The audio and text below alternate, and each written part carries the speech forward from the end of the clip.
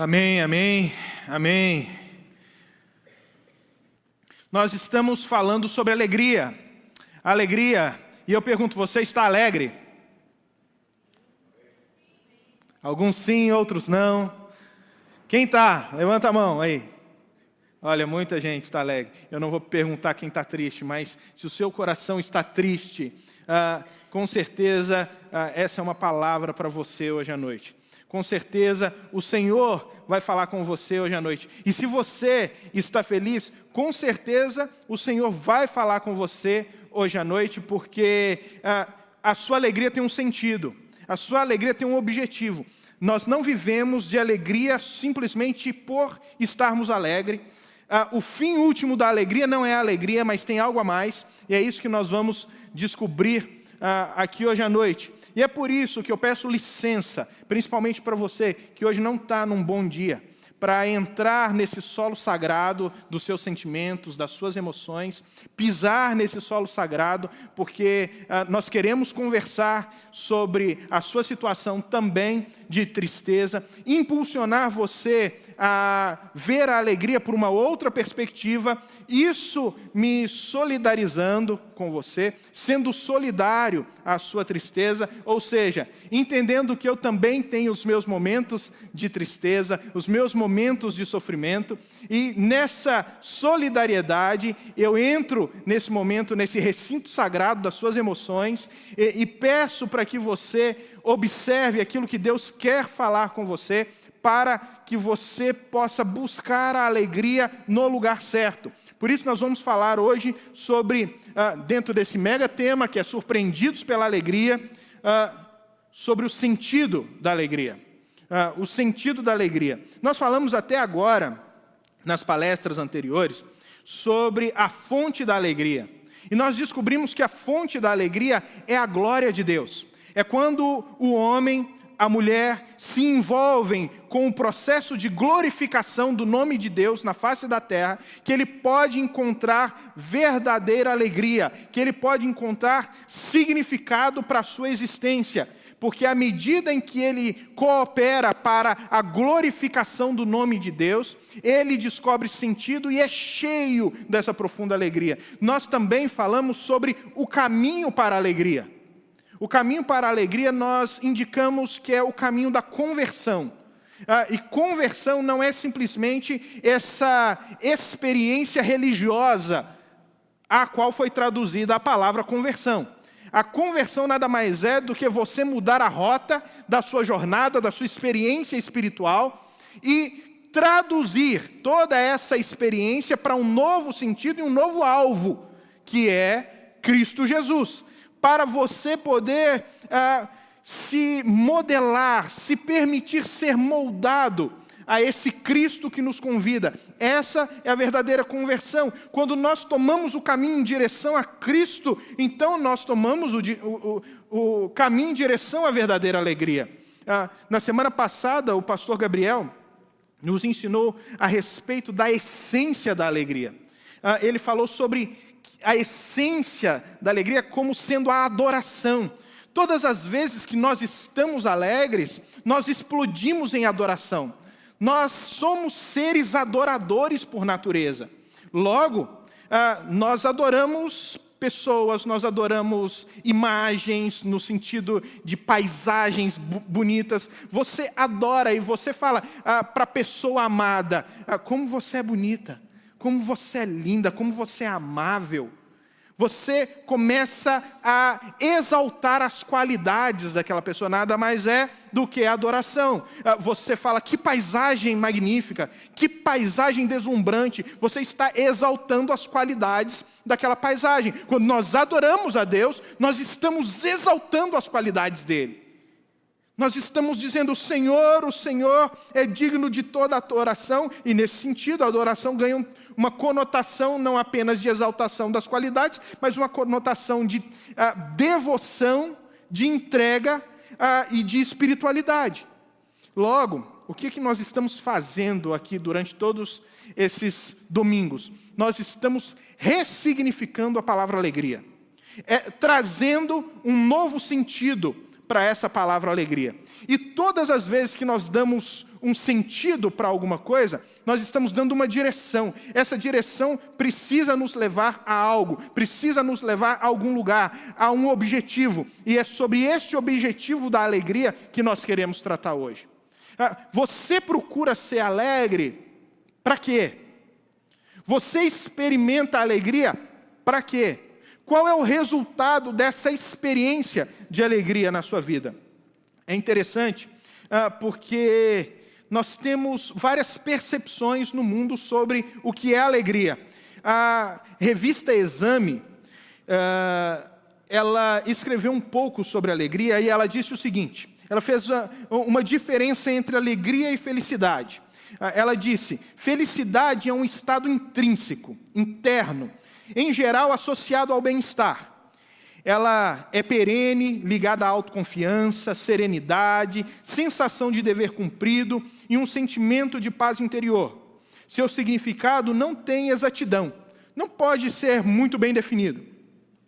A felicidade já foi tratada por inúmeros poetas, filósofos e artistas célebres, que nunca chegaram a um consenso sobre a sua definição. Como é ligada às emoções, e as emoções são extremamente pessoais, cada um acaba conferindo sua própria tradução. Cada um traduz felicidade sobre a sua própria expectativa, sobre o ponto que está olhando, e como diz o velho ditado, todo ponto de vista é a vista de um ponto. Né? Então, cada um tem a sua percepção a respeito da felicidade. Já a alegria é um transbordamento da felicidade. É a felicidade elevada ao quadrado. Está, em geral, ligada a um fato ou ação positivos. Ela é gerada por alguma coisa ou gera alguma coisa, ela gera um resultado. Tá? Se pensarmos em um gráfico, os momentos de alegria gerariam picos e a felicidade se manteria em uma linha mais plana. A alegria está ligada ao êxtase, é uma manifestação visível da felicidade. Ela nos liga divinamente ao momento presente e nos conecta ao aqui e agora. A alegria conecta pessoas, abre portas, gera a empatia. Gera relacionamento. Gera aproximação, gera uma empatia tal que você começa a pessoalizar o seu sentimento, a sua relação com aquela alegria. Aquilo começa a ser traduzido para questões concretas, visíveis, perceptíveis. Por exemplo, você não vê uma pessoa alegre no quarto, vibrando sozinha. Que alegria maravilhosa, eu estou numa alegria. Não, o que ela quer fazer? Ela quer sair dali, ela quer contar, ela procura um amigo, ela liga na hora, cara, eu preciso te contar uma novidade. O quê? Conseguir aquele emprego. Você quer contar. Você quer expressar a alegria.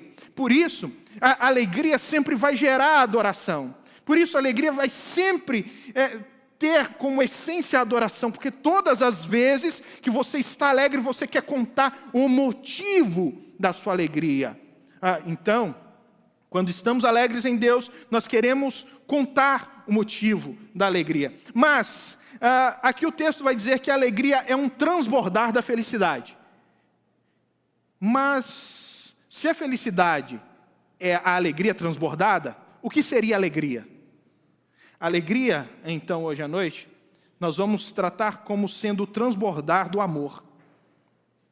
O amor, na verdade, o transbordar da alegria. Todas as vezes que você está repleto de alegria, você vai gerar amor. Você vai produzir amor. Essa prática da alegria, essa experiência da alegria, vai se concretizar no mundo real em atos de amor.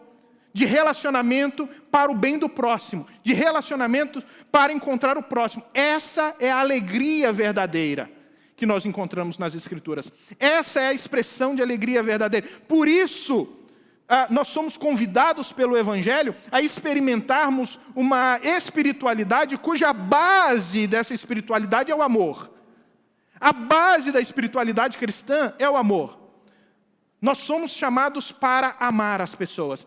É Paulo, na sua primeira carta aos irmãos da igreja de Corinto, que vai tratar sobre os dons na igreja. Ele vai falar, olha, os dons são variados. Alguns têm dons de línguas, outros de sabedoria, outros de interpretação, outros vão profetizar, e vai falando sobre os dons. Ali, no capítulo 12. Aí chega no capítulo 13, ele começa assim, eu passo a vos ensinar, porém, um caminho sobremodo excelente. Não, eu falei dos dons e tudo isso é muito bom, mas agora eu vou mostrar um caminho ainda melhor. Ainda melhor. Ele vai dizer, ainda que eu falasse a língua dos homens e dos anjos, se não tivesse amor, seria como o metal que soa e o sino que retine. Ainda que eu tivesse o dom de profetizar, ou conhecesse toda a ciência, ou tivesse fé a ponto de transportar os montes, se não tivesse amor, nada disso me aproveitaria.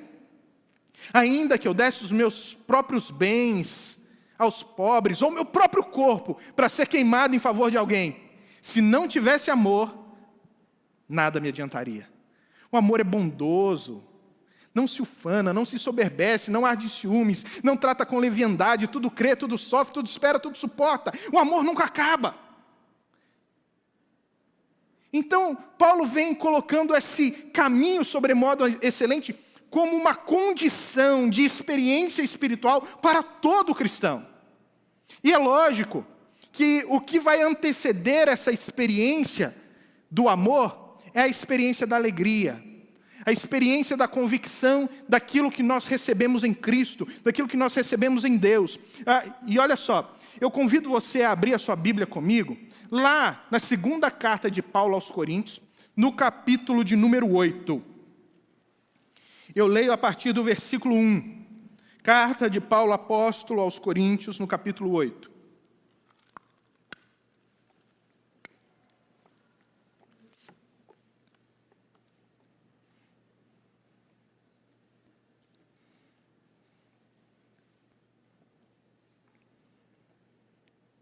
Diz aí o texto. Agora, irmãos, queremos que vocês tomem conhecimento da graça que Deus concedeu às igrejas da Macedônia. No meio da mais severa tribulação, a grande alegria e extrema pobreza deles transbordaram em rica generosidade, pois dou testemunho de que eles deram tudo quanto podiam e até além do que podiam. Por iniciativa própria, eles nos suplicaram insistentemente o privilégio de participar da assistência dos santos.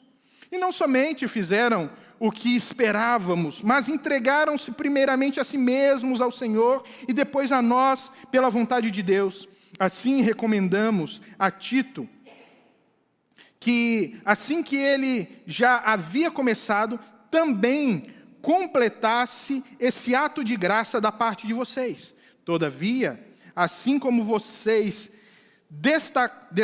se destacam em tudo, na fé, na palavra, no conhecimento, na dedicação completa e no amor que vocês têm por nós, destaquem-se também neste privilégio de contribuir. Não lhes estou dando uma ordem, mas quero verificar a sinceridade do amor de vocês, comparando com a dedicação de outros. Pois vocês conhecem a graça do nosso Senhor Jesus Cristo, que, sendo rico, se fez pobre por amor de vocês, para que por meio da sua pobreza vocês se tornassem ricos. Até aí. Irmãos, Paulo começa a escrever a sua segunda carta aos irmãos da igreja de Corinto, e a situação na igreja não está boa. Corinto sempre foi uma igreja meio complicada, né? Desde sempre os corintianos eles foram complicados, nós sabemos disso. Então, essa igreja aqui, ela está passando por sérios problemas, sérias dificuldades. Eles tinham briga por tudo.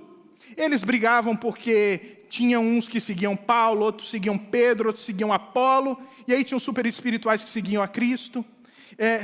Eles brigavam por causa da ceia do Senhor. Uns chegavam primeiro, aí tinha mais coisa. Os irmãozinhos mais simples, que chegavam só com o suco de pozinho e a bolachinha de água e sal, não podia tomar Coca-Cola, porque todo mundo chegava mais cedo e tomava Coca-Cola e não repartia com eles. E isso era um problema. Comia o costelão com a coca e só deixava biscoito de água e sal e suco de saquinho para eles. Suco de pacotinho, melhor, para eles. Era briga. Era briga por causa dos dons. Uns se achavam melhores do que os outros por causa dos dons. E Paulo precisa consertar tudo isso. E até ele escreve uma carta que ele vai chamar da carta dolorosa. Ele vai tratar disso na sua segunda carta. Que a segunda carta, na verdade, seria a terceira carta e não a segunda. Porque teria essa carta antes que ele enviou e nós não temos acesso a ela. Mas ele fala sobre ela, de uma carta que ele escreveu, e foi uma carta dura para tratar essas questões com a igreja de Corinto. E nessa carta, agora a segunda carta, também é uma carta muito difícil, porque Paulo está tratando de coisas muito fundamentais da fé. Coisas que aqueles irmãos já precisavam ter aprendido, mas havia uma dureza no coração daqueles irmãos, em relação à contração das suas amizades, das suas relações dentro da comunidade, o desenvolvimento dessas relações dentro da comunidade. Aí Paulo trata sobre todas essas dificuldades, e aqui no capítulo 8, ele vai dizer assim, resumindo tudo o que nós lemos. Então, depois de ter tratado essas dificuldades com vocês precisam começar a se atentar para a vida de outras pessoas. Esse é o segredo. Comecem a olhar para a vida daqueles que têm necessidade.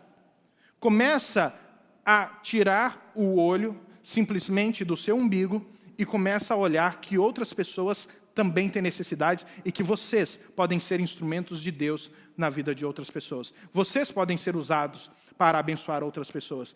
Tem os irmãos lá de Jerusalém, eles estão passando muita fome. Muita fome. E eu estou fazendo uma coleta, passando de igreja em igreja, fazendo uma coleta para levar para Jerusalém, para suprir as necessidades deles. Eu quero dar um exemplo para vocês. Um exemplo da igreja lá da Macedônia, ele vai dizer. Os irmãos da Macedônia fizeram algo extraordinário, que foi sinônimo de alegria e que transbordou em amor.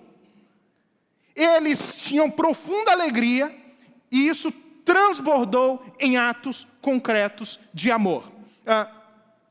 Nós temos muita dificuldade em entender tudo isso. Porque Paulo começa falando assim, agora, irmãos, queremos que vocês tomem conhecimento da graça que Deus concedeu às igrejas da Macedônia.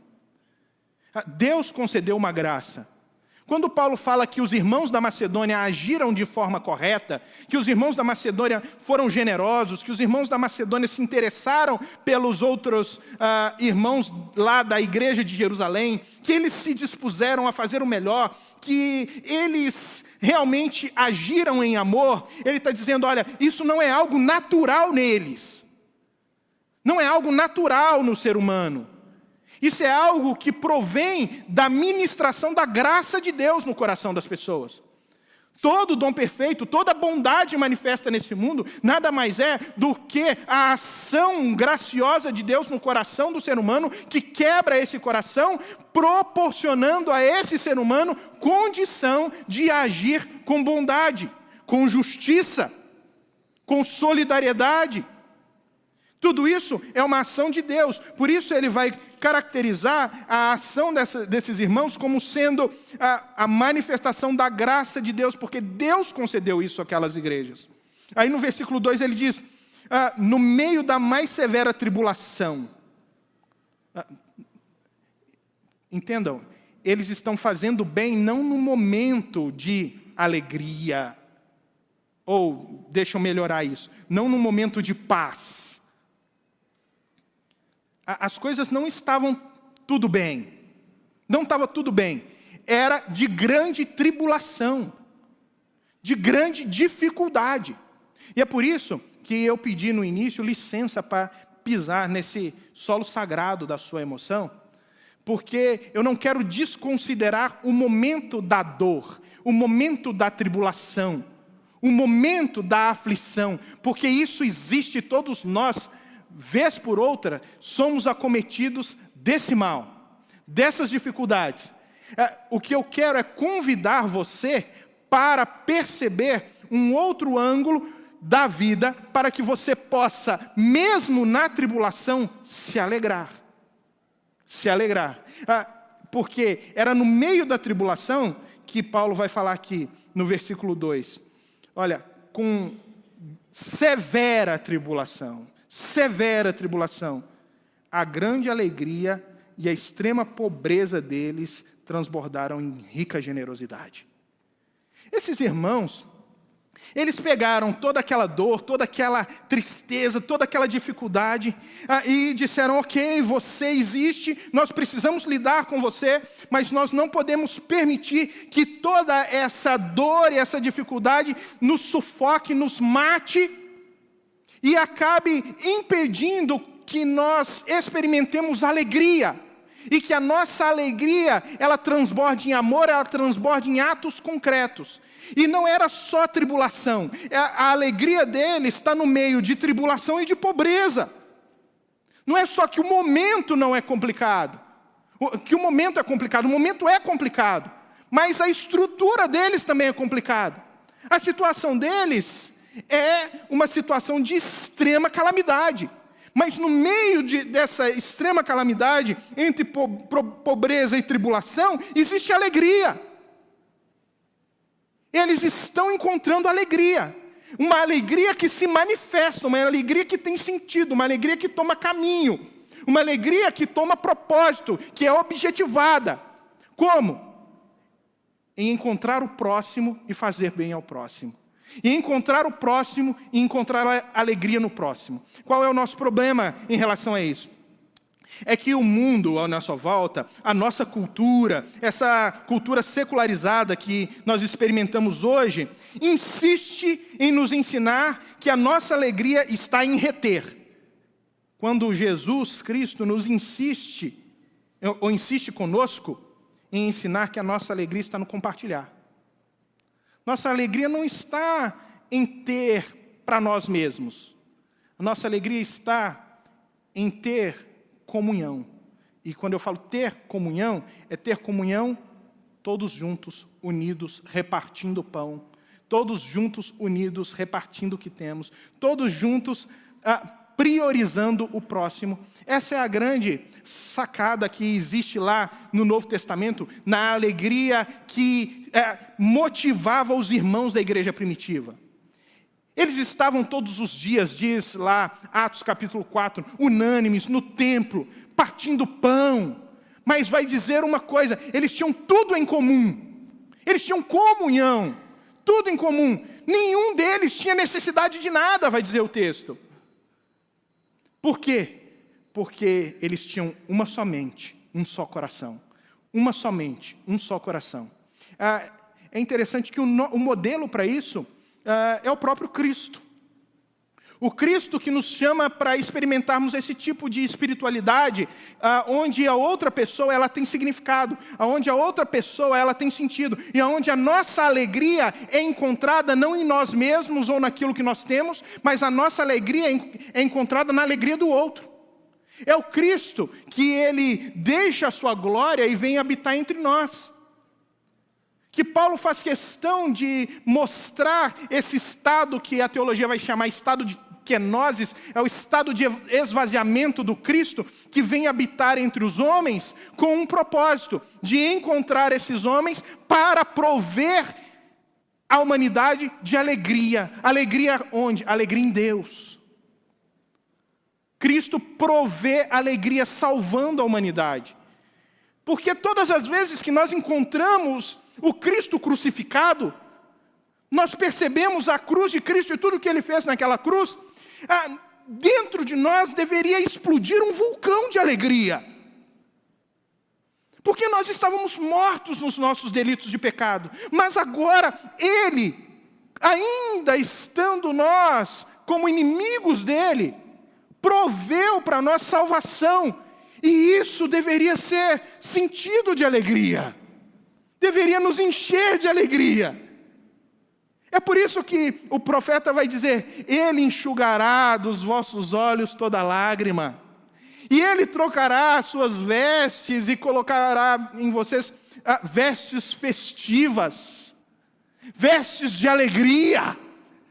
Ele vai trocar quando? Quando nós encontramos nele essa salvação, nele o sentido da nossa vida. Esse Cristo, Ele caminhou nos ensinando muito sobre aquilo que nós gostamos muito de falar, que já virou até um jargão.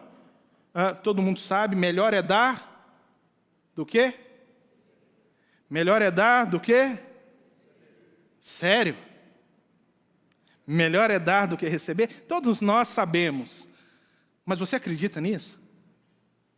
Se você acreditar nisso, você vai entender o final. Se melhor é dar do que receber, é porque quando você doa, quando você compartilha, você recebe uma bênção no final. Existe um resultado nisso, existe um sentido nisso, existe um propósito nisso. E qual é o propósito nisso? É você alcançar a alegria na alegria do outro. Não é uma bênção física, material, mas é encontrar a alegria no próximo. A alegria do próximo se torna a nossa alegria. É por isso que Cristo, o que vinha na mão dele, a única coisa que ele fazia era repartir e dar graças. Ou melhor, dar graças e repartir. Quando ele estava ali com aquela multidão de pessoas durante o dia todo, num deserto escaldante, e aí ele fala para os discípulos: dá de comer a essas pessoas. E aí eles falam: não, nós não temos, não, nós temos só para a gente. Como assim? Não, vamos garantir o nosso e manda esse pessoal, né? Manda esse pessoal lá para a cidade para eles comprarem comida. Senão, 5.000 pessoas, nós só temos 5 pães, 2 peixinhos, a coisa vai ficar feia. Para 5.000 pessoas aqui, fora mulheres e crianças, não vai dar, e pior, nós vamos ficar sem. Nós vamos ficar sem. Jesus fala assim: não, traz aqui os 5 pães e 2 peixinhos. O que ele faz? Ele faz totalmente diferente daquilo que nós fazemos. Nós ou mantemos o olho na multidão e falamos assim: é impossível, ou mantemos o olho nos recursos e falamos: é pouco. Jesus não. Diz o texto e faz questão de dizer assim, que ele eleva os olhos para o céu, dá graças, reparte e fala assim: agora dá para todo mundo. E dali não simplesmente todo mundo come e se farta, mas sobra. Sobra 12 cestos cheios, mostrando ainda que cada discípulo podia ter a sua bolsa cheia, porque não é cesto igual nós achamos que é cestão, né? É um cestinho que cada um levava consigo. Cada discípulo ainda podia levar o seu cesto cheio. Porque todas as vezes que nós aprendemos que a alegria do outro pode ser a nossa alegria, nós descobrimos que nós vamos nos fartar. Nós vamos descobrir que isso vai ser suficiente para nós. É o Cristo que, no fim da vida, ele está ali com seus amigos, numa mesa, compartilhando uma janta, né, que nós temos o costume de chamar de Eucaristia, de ceia. E ele fala assim: é o seguinte, tem aqui um pão, eu vou partir e vou dizer para vocês: toma, isso é meu corpo que é dado em favor de vocês. Ele parte o pão e distribui, ele parte o vinho ali, né, distribui o vinho. Todo mundo toma, todo mundo come. E no fim ele fala assim: sabe o que é isso? Eu não reparto só o que eu tenho, eu reparto quem eu sou. Porque pão e vinho sou eu. É assim que a gente vai encontrando felicidade. É assim que nós vamos encontrando alegria. Só que o mundo vai nos ensinando que nós precisamos reter. Que nós precisamos ser, pessoas que têm um profundo desejo. Um profundo desejo de autossatisfação. Um profundo desejo de adquirir coisas. Nós tiramos os olhos de Deus no alto e colocamos os olhos nessa terra. E aí, na semana passada, o pastor Gabriel nos ensinou que nesse processo de vida humana, de experiência humana, nós não temos fome, nós somos fome. Nós somos fome, nós estamos o tempo inteiro insaciáveis, somos o tempo inteiro insaciáveis, nós queremos sempre mais, e nada parece nunca estar bom. É como o velho Rockefeller, disse certa vez, quando perguntaram para ele, quanto de dinheiro, é um dos homens mais ricos do mundo, disseram para ele, quanto de dinheiro é suficiente para uma pessoa ser feliz? Ele vai dizer assim, só um pouquinho mais. Nós somos assim. Nós estamos com os nossos olhos simplesmente voltados para essa terra e querendo simplesmente nos abastecer com as coisas dessa terra e não percebemos que isso é maldição. Isso é maldição desde o início. Desde o início da jornada humana, isso é maldição. O diabo, quando ele foi amaldiçoado por Deus, logo depois de tentar Eva, foi justamente isso. Diz o texto lá, você, diabo, serpente, será amaldiçoada e viverá todos os dias da tua vida com um ventre na terra, com seus desejos na terra, vai comer do pó da terra, vai viver com um olho nessa terra. E nós não percebemos que quando o nosso ventre, os nossos desejos estão só nessa terra, nós estamos tão amaldiçoados quanto o diabo. Quanto o próprio Satanás. Os nossos olhos não podem simplesmente estar voltados achando que vamos nos satisfazer com as coisas desse mundo. Não existe nada nesse mundo que pode satisfazer o vazio existencial que nós temos dentro de nós. É por isso que aqueles irmãos, no meio da tribulação e no meio da pobreza, podiam conservar a alegria, porque os olhos deles não estavam nem na tristeza da tribulação, nem na tristeza da pobreza, mas eles estavam olhando para a alegria da salvação, para a alegria daquilo que Cristo conquistou por eles. E o mais interessante é quem fala que eles estavam alegres. É Paulo. Você já pensou sobre qual é o conceito paulino sobre alegria? Porque, como eu disse no início, nós estamos aqui num processo de ressignificar a alegria. E nesse processo de ressignificar a alegria, nós precisamos entender, como disse, tem gente que pensa que a alegria é uma coisa, tem gente que pensa que a alegria é outra coisa. Nós estamos ressignificando, ou melhor, nós estamos cristianizando a alegria. Cristianizando a alegria. E se estamos cristianizando a alegria, o que Paulo entende por alegria? Qual é o conceito de Paulo da alegria? Paulo, ele tem um conceito bem complexo sobre a alegria. Porque ele fala assim, lá aos irmãos filipenses, que por sinal são esses macedônios que ele está citando na carta aí. Ele fala assim, eu sei ter fartura, como sei padecer necessidade. Eu sei ter em abundância, como também sei ter nada.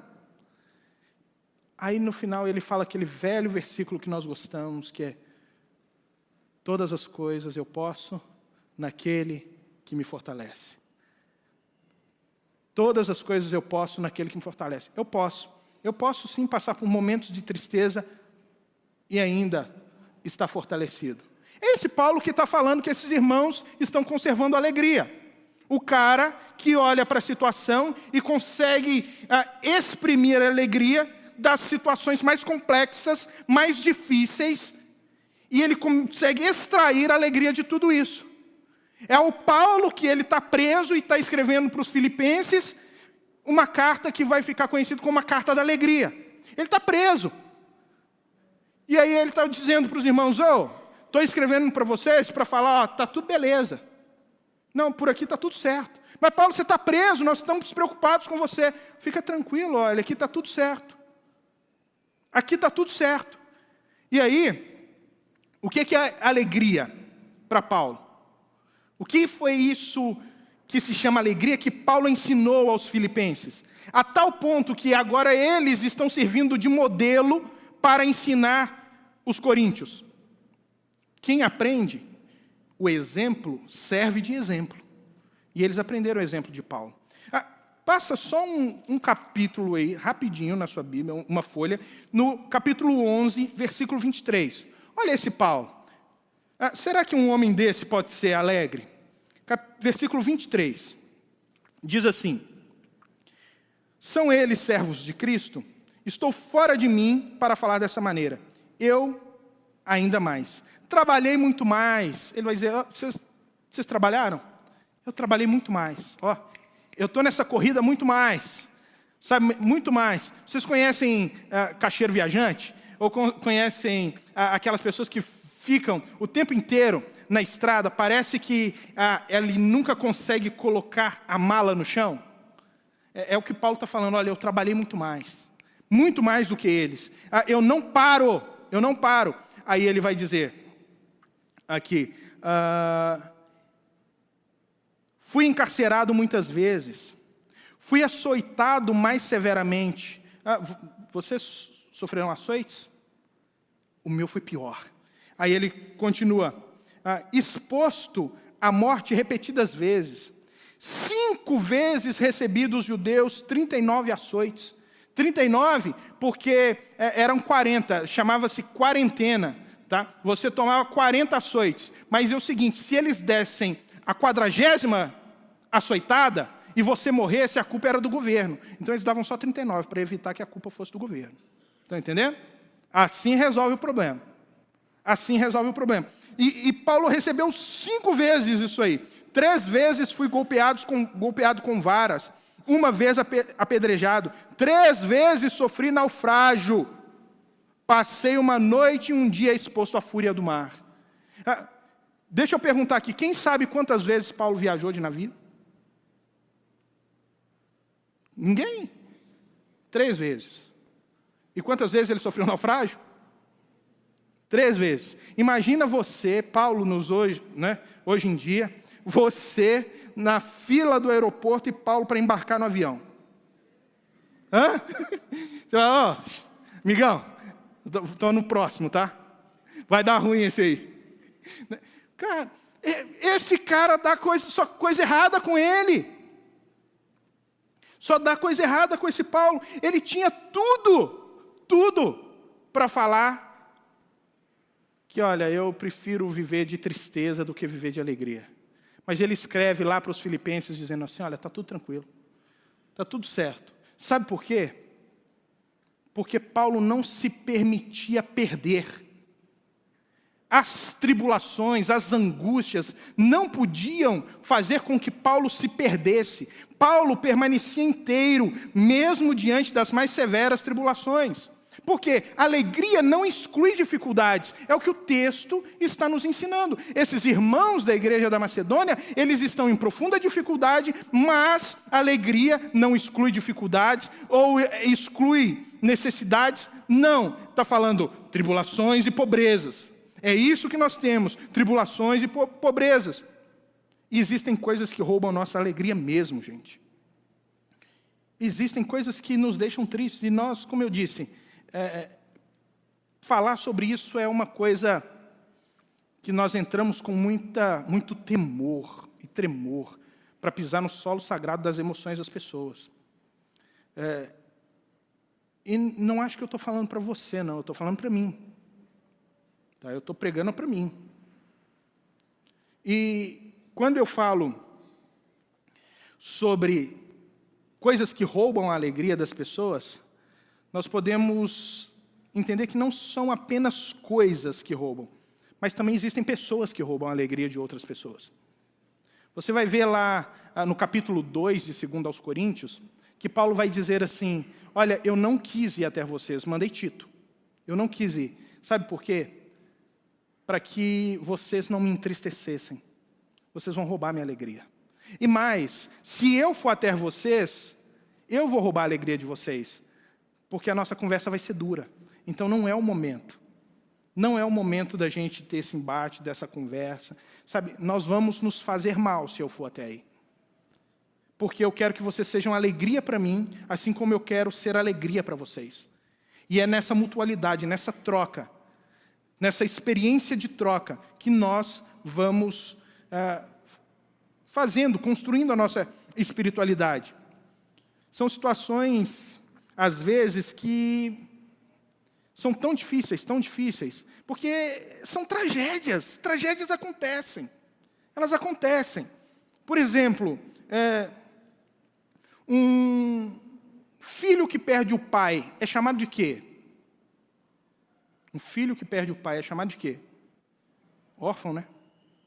Órfão. E uma esposa que perde o marido é chamada de quê?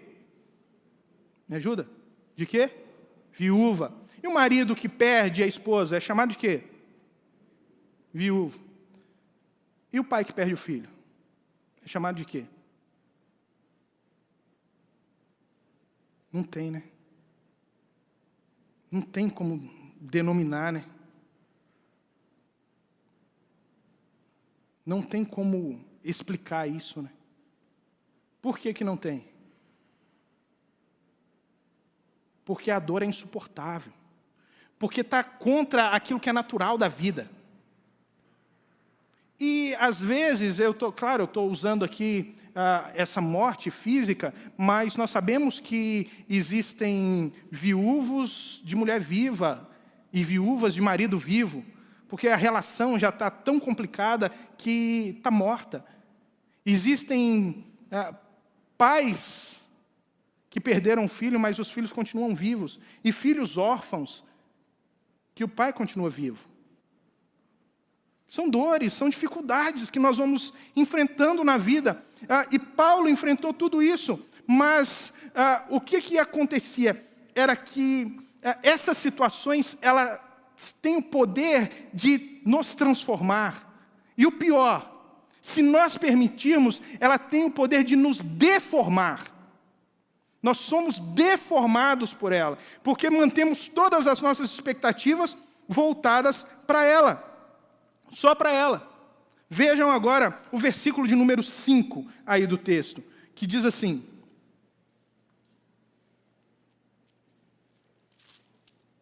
versículo de número 5. E não somente fizeram o que esperávamos, mas entregaram-se principalmente a si mesmos ao Senhor, e depois a nós, pela vontade de Deus. Esses irmãos, eles tinham uma outra forma de superar as tristezas, a tribulação, a angústia. A primeira maneira era compartilhar aquilo que tem. Porque aprenderam de Cristo, que o que vem à mão você compartilha. Mas também aprenderam de Cristo que não vale só compartilhar o que tem que compartilhar o que é. Então, eles distribuíram o que eram. É isso que o texto está dizendo. Olha, eles realmente sentiam, eles realmente entenderam a dor, a necessidade, eles realmente estavam compartilhando tudo o que era possível para suprir o outro, para cuidar do outro, porque é na alegria do outro que eu me alegro.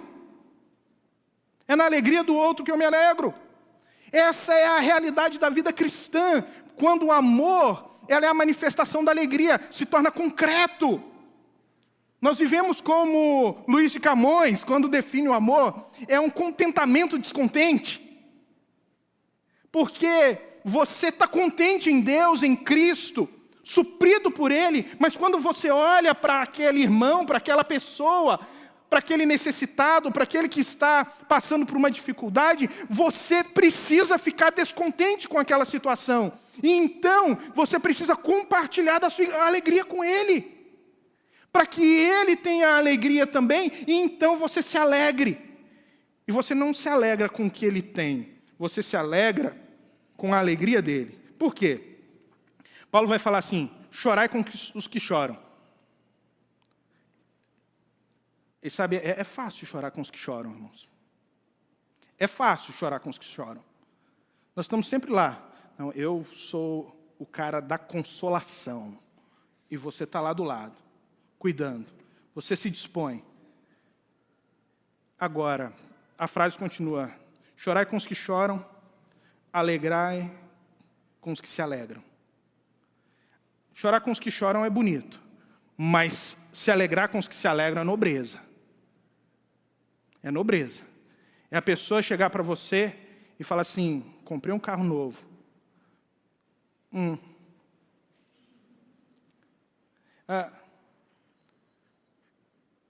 Comprei um AP novo.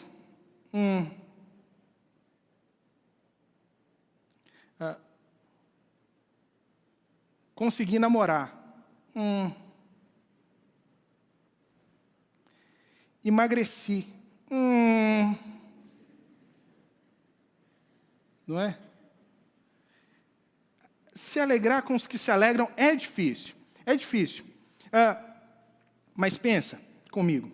O verdadeiro amor, ele acontece quando você tem a capacidade de fazer o bem para outra pessoa e sentir alegria porque outra pessoa ficou alegre.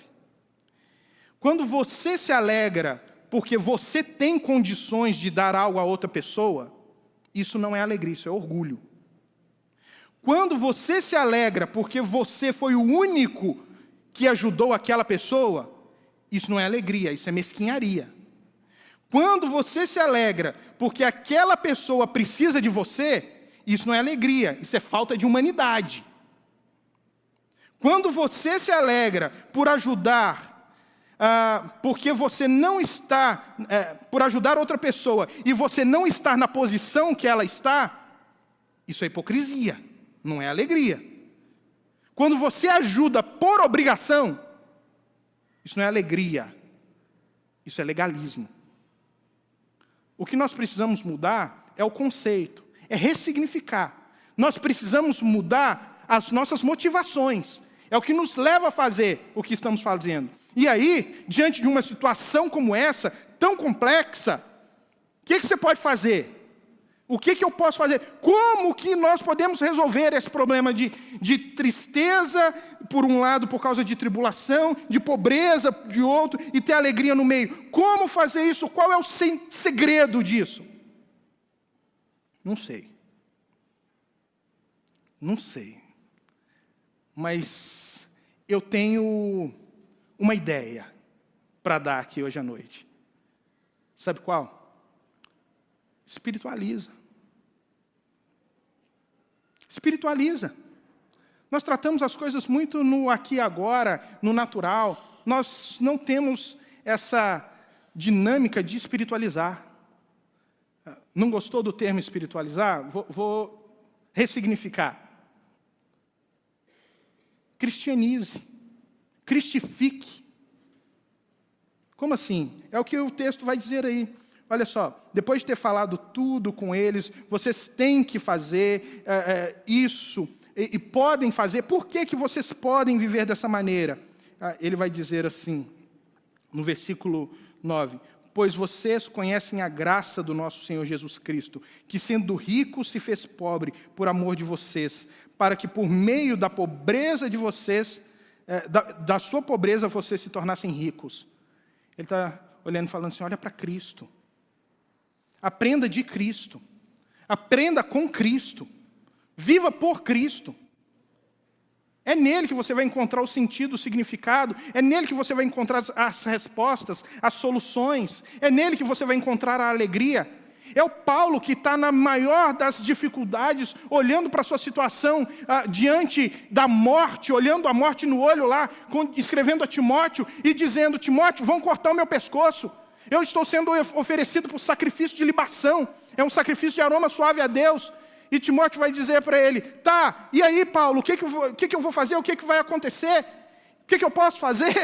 Ele fala, nada, você não pode fazer nada, Timóteo. A única coisa que você pode fazer é entender, Timóteo, que eu combati o bom combate, completei a carreira, guardei a fé, e desde já a coroa da justiça me está reservada, e não somente a mim, mas a todos que amam a sua vinda.